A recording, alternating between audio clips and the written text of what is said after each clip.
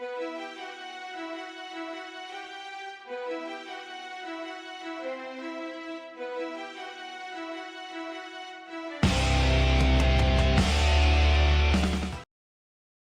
Internet and welcome to the show! Today I want you all to remember a time when you had this anime you like so much that instead of looking through your daily grind of spoiler forms, you decided to sit back and try to figure out the mystery on your own. Yet at the same time, be amazed by how you love the series with tropes you would rather forget.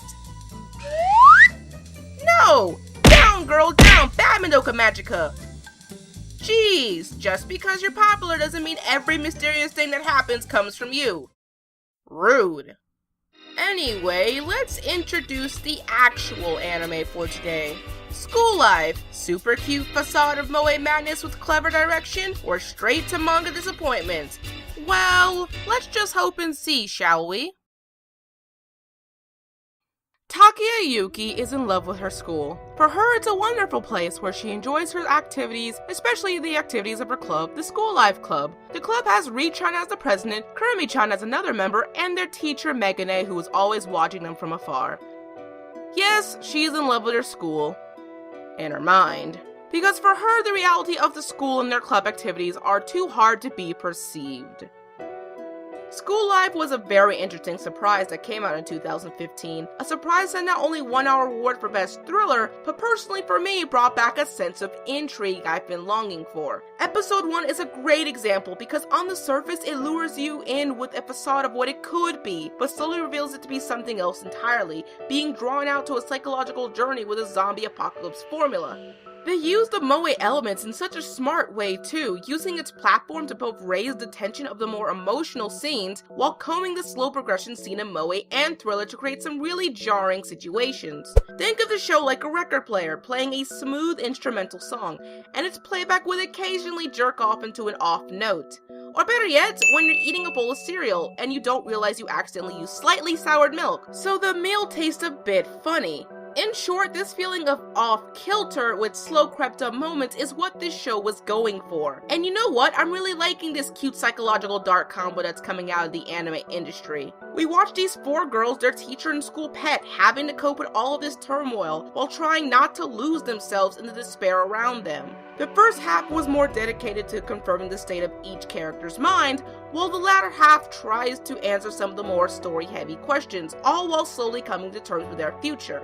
With thanks to the slow progression, it takes time to ask questions frankly a lot of other zombie shows don't ask, like how or why is a high school so well equipped for a situation like this? But I think my favorite aspect of the show has got to be the significance of weight of decisions when dealing with the zombies. Taking what I just said into comparison to High School of the Dead, because eventually this was going to be referenced to it anyway. It seems so weird for the sake of progression that it was so easy to kill off the other humans, even if they are, you know, zombies. But School Life is very different in that it takes extra time to highlight the nature of the world's zombies and how most, even in death, still go on to some sort of schedule by memory. This may be a small detail, but I'm telling you, this plays really important roles later on and it saves the show's logic by a lot. At the end of the day, it's not as easy as it sounds because we are all still human. We aren't some natural-born vigilantes with matrix physics boobs. We have feelings and we just can't help it sometimes, which to the show's credit really adds some depth to the story.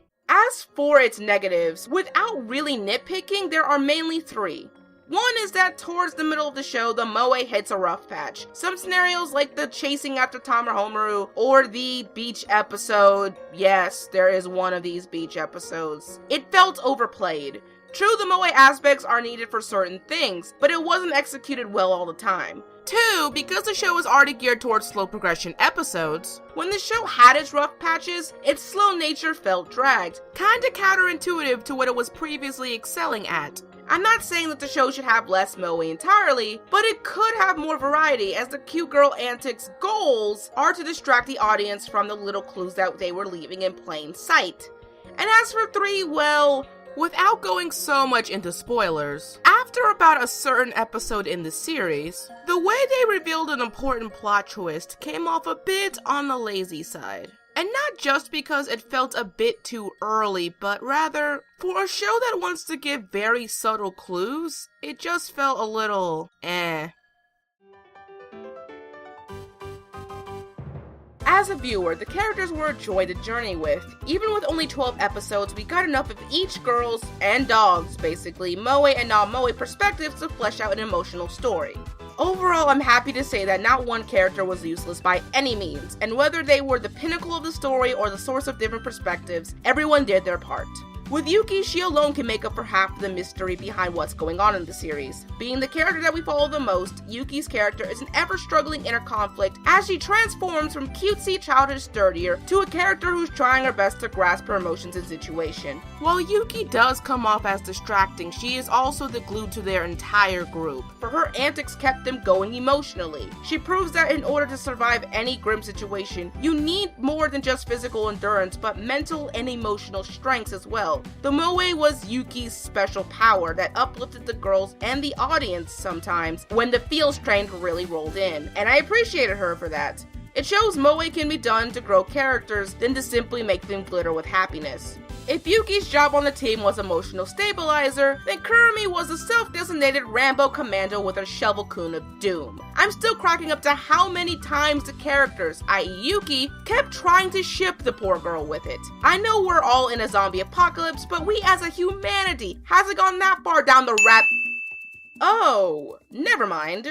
Like everyone else, Kurumi has her own reasons for how she survives the situation, but it can be summed up as a way to put these once rational people to rest, and someone has to do the dirty work. Even with her shovel, I feel like it's a symbol for her desire to bury her emotions from what had happened, and while it doesn't go smoothly all the time, especially with the stuff that happened at the stuff with the stuff, she's at least trying to persevere. But sometimes her adrenaline rush could lead me away from the logic of the show. But hey, a zombie flick wouldn't be complete without a Rambo Shovel Knight mowing down all who stand before them. Next is Yuri, the designated mom of the series. With her title mannerisms and signature closed eyes, Yuri is the student leader of the school life club, trying to both plan out their survival with gathering missions and morally boosting them up when Yuki isn't around. She keeps the group focused on goals, and if it wasn't for her, the order of this entire force would go unstable. But what I like most is that when Yuki isn't around, her colors truly shine through, with her being an overwhelmed teenager being the foundation of a group that she herself has no idea if they're even gonna last that long, while she instead puts up a vague illusion that everything's going to be okay. But she, in truth, has the least amount of survival gusto and resolve when it comes to short, on-the-spot risky decisions. And this plays the fact even more down the line, when the audience really learns how big those shoes she has to fill. Hint, hint. True, she will feel obligated to keep watch at night if need be, but in my opinion, if the zombies ever did come in, she would probably be the first or second person to bite the farm. But that's completely fine since she does play to her strengths like everyone else plays to theirs. Finally, we have Miki, who is not just the only one who didn't start the apocalypse at the school, but her outside influence is a good semblance for the audience. As an anime-only watcher for this series, I kinda like how she was introduced. It wasn't panned out to the inevitable episode, but the order in regards to this was more interesting since it added to the endless list of clues for the audience to follow. Either way, Miki is the detached outsider of the group, and while you may think that's a moral flaw, the show handled Miki's role quite well because using the fact that A, unlike adults, youths in anime tend to stick closer together, with the moe in particular being again a great factor. B, Miki can accomplish things and barriers that are not emotionally or psychologically achievable from the other three, and she's a jack of all trades, if you will. She has her happy moments despite letting her logic being her main priority. She is willing to take risk if it will give a good benefit, and like Yuri, she is calculative and asks those questions. Now, if only she could be good with dogs. Conclusively, every girl here was a joy to watch, both individually and together, with the show really using their togetherness to tie up all the loose endings in a cute little bun. Interesting. For once, I have more to say about the animation than the normal statistics, but it can be summed up as a creatively interactive experience. As I stated before, this anime invites the viewers to play along at home as they look for clues around the show that makes the world and characters seem off. I mean, the first 10 minutes give out a lot about the entire series, if you know where to look. Along with the eerie feelings of the happy background slowly turning creepy, it's a nice mix of eeriness overall. The show will not disappoint any inspiring animation theorists out there. With its color detailed backgrounds and the eye for intrigue little Easter eggs here and there, it's no wonder this is a Lerche anime. They lately have been killing it with the creative pan shots and atmosphere, huh? My problem with Lerche isn't really the animation, but rather the projects they choose to work on. I mean, one minute they are animating 2015 Extraterrestrial Sensei of the Year, which totally kicks some ass. Next, an under-the-radar martial arts harem anime, which I'm glad did not get much traffic. But then again, they didn't do as many projects, so when they want to do something good, they do the good.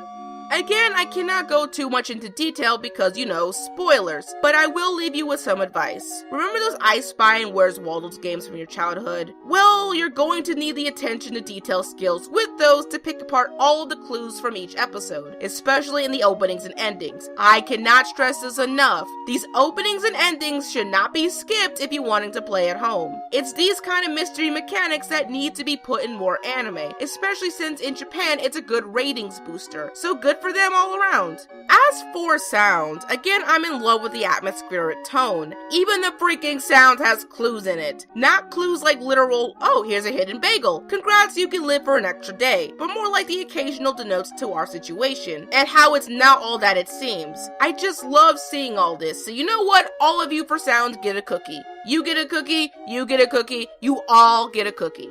Now this is another work licensed by Sentai, and while there are no dubs at the time of this video, I got to say they are really getting back into the licensing game lately, racking up various anime. I'd keep my eye on them, Funimation, because when you're sick during your annual School Studios Festival, Right Stuff Senpai could be spending more time with you-know-who.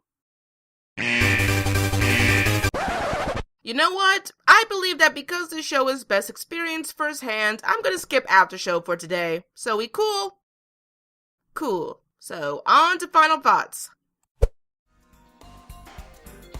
School life is an amazing journey for various reasons. It's interactive, it's emotional, and its use of old tropes in fun ways makes it an easy standout for last year. Though it kinda lost its footing in the middle, it didn't take away from its overall juicy experience. So after some consideration and 30 minutes chasing after a hat-thieving puppy during lunch, I award School Life with the recommendation to buy it when it comes available in your country, with also a surprising watchability rating of PG-13. This is truly a keeper for those wanting something more out of an anime thanks to its interactive motivations. While a possible DVD version could make the scenes more graphic, the majority of the show is focused on the emotional stasis of characters. In fact, the moe element broadens the type of audience who can really watch this, so that's good on them. For today's recommendations, let's start with the ever so popular Madoka Magica for its similar take on Moe Gone Mad formula. Then there's also the already stated High School of the Dead for its obvious zombie apocalypse scenario. But I think one more recommendation, and granted I could just say the Higurashi series, but instead I'll recommend Kotora-san, since it does have a similar dynamic of school life but in reverse, starting on a sad note and slowly becoming more happy, with sprinkles of sadness put in. Between all that, you should be covered. So that about wraps things up. Just remember to connect to us anywhere on the internet. Don't forget to subscribe. And for today's food item, let's go with bran flakes. I really couldn't tell you why. But until then, if you need me, I will be practicing my swings and reading a good book of fairy tales. Hope to be alive after this. So until then, stay tuned to Anime America.